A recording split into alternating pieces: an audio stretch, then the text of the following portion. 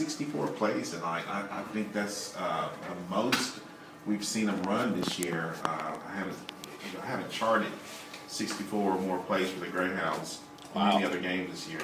Very strange. But 215 total yards of offense, 50 on the ground, 165 in the air, 9 first downs for Greyhounds, 7 penalties for 60 yards, 4 turnovers, 4 interceptions, and 2 for 12 on third down conversion. Bryant Young had a pretty good night, other than the interceptions. He threw for 165 yards, but a lot of those came on big plays by Brandon Joyner with a 50-yard catch and run down to the 6-yard line, I believe it was, and a couple of other plays. But Young, a mixed bag, 4 interceptions, but 165 yards. For Weddington, they ran 44 plays, 272 total yards, 173 rushing, 99 on the ground, 10 first downs, 9 penalties for 90 yards, only 1 turnover for the game. Third down efficiency, they were 2 for 11. James Gale, leading rusher, 12 rushes, 112 yards, 2 TDs. But Weddington just executed flawlessly tonight, except for that 1 turnover. They were a more efficient team. Statesville ran more plays, but Weddington just did it a whole lot better.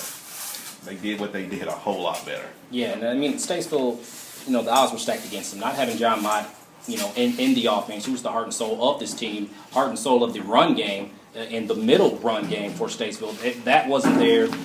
It made it very hard to adjust. You can't take away what John Mott brings. I think he's had 5 consecutive games over 100 yards, and we didn't have 100 yards total today, did we, on rushing? No. So, I mean, it was obvious that, not having John Mott in the offensive mix, because John Mott helps everyone else. I mean, everyone else can feed off of John Mott once he's going. It makes it a lot easier for Derico Davis. It makes it a lot easier for Brian Young, and guys on the outside are going to have more opportunities as well. So, tough night for Statesville. You move on. You start looking for next year, and it's basketball season now, guys. So it's time for a lot of people to make that transition. And for athletes, it's a fun time. Unfortunately, you hate to lose. But, if you're a basketball player, you can start getting in the basketball mode and you kind of move on. Right. And now you're going to have to look forward for Statesville football. You're not going to have some of the people with the likes of Bryant Young, Jai Hogue, John Mott. And you saw some of the effect that not having a healthy Jai Hogue out for most of the season. We saw him in the first game against Hickory, electrifying, 5 rushing touchdowns. Yes. He was making athletic plays everywhere. Continue that into the second game where he sustained that injury and just was never right for the rest of the season. Yeah. But those key injuries between him, all year long, and John Mott coming out now, and he didn't play tonight because of an injury. I mean, it's unfortunate for the timing of all that. But the good news about that is that you've had other players that have come in and younger players that have now had to step up in their place. Derico Davis was, for much of the second half of the season, spectacular. Yeah. And a much-needed lift to add a nice little 1-2 running back punch for the Statesville offense that got them moving a little bit. So, disheartening to see the night end like it did, but it's going to be one of those things where now you say, if you're Coach Gussler and the coaching staff, hey, we got to move on. Seniors, thank you so much for everything that you've done for us. And it's going to be one of those occasions where it's like, hey, but we got to continue to move on. We got to get better as a football team. Speaking of shout-outs to certain people, we'd like to give a shout-out to Dave back at the studio. Thank you, Bill, our man Billy Buck Blavins, and Kathy and Brian Starrett. Without you guys, none of this would be possible for us on Friday nights. On Wednesdays when we have our sports recap show, and myself on Saturday mornings. None of this would be possible without you guys. So thank you very much. And also thank you, Miss Bradley and Miss Hayes, for everything you guys have done for us as well here with the Statesville Greyhounds. We appreciate all of you, and we love you all very much for what you've been able to give for us and hopefully provide to you, our fan base out there, as I like to say on Saturday mornings in Radio Land. So thank you guys, thank you everyone for listening so far this season, and we hope you'll join us for basketball coverages. Brian has something else. Yeah, I just want to thank y'all for hanging in here with me for the season. Oh, It's been fun, and I think we've had a lot of fun, and we've developed some camaraderie. We're a good team, and I just want to thank y'all. I learned a bunch about football from y'all. I'm more of a baseball guy, but exactly. It's been really cool. It's been a fun year, and Our history man right here has taught us a bunch about Statesville Greyhound football. His story and He's still so recently Clark. dubbed his story. Yeah, Yes. I just want to give you all a shout out too for hanging in there and doing a great job and making it a fun year. Definitely. I want to say the same. Thanks to all the sponsors and everyone that supported this radio station and Statesville Greyhounds. Very fun year.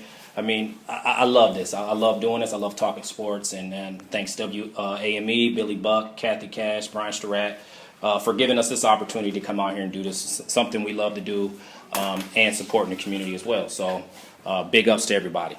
Well, for myself, I had a ball working with you guys. It's been fun talking football on the way here and on the way back, and look forward to doing it in the future possibly. And Greyhounds struggled this year, but still, it's still fun watching this team play. I think Coach Gussler will have these kids back out here later on in the summer and getting ready for the 2017 season. And, they're going to have a pretty young football team this year. Something we hadn't talked about. It's a very young football team. They're going to lose some senior leadership, but, there's always talent there to work within Statesville. So I think they'll be back strong next year. Likewise for myself, guys. I'd like to thank you guys so much. It's been a pleasure working with the three of you all year long, and I couldn't have asked for a better team to be a part of between us and sports recap guys and everyone. And I'll dive into that a little bit more tomorrow morning. But since we're on the air right now, I'd like to thank our fans. We've had a lot of people throughout the season come up to us say, hey, you guys are doing really good. You're really good. And then throughout the season, it's been more and more people just saying, you guys are great. So, we don't think of ourselves in that light. We're just, four guys trying to talk about football and maybe not sound like complete idiots. But we do what we can, and we appreciate the love and the support that you guys are showing us out there for our fan bases here on WAME. So thank you so very much to the fans. So for one last time this season, for Carl Ford, Les Clark, Brian Suarez, I am Mark Covert. We wish you good night, and we will see you for Statesville Greyhounds basketball here in a couple of weeks. You're listening live on 92.9 WAME. The Statesville Greyhounds football season has come to an end tonight with a final score of 38-0 at the hands of the Weddington Warriors. So we look forward to seeing you tomorrow morning at 8:30 right here again on WAME 92.9 for the McDonald's Iredell County Coaches Roundtable. Join myself, Mark Covert, along with Coach Gussler and the rest of the coaching staff to recap not just tonight's game, but get a full recap on the entire season for the Greyhounds and see what the plans are for the future. So again, for Carl Ford, Les Clark, Brian Suarez, I'm Mark Covert, and we wish you a good night out there in Radio Land.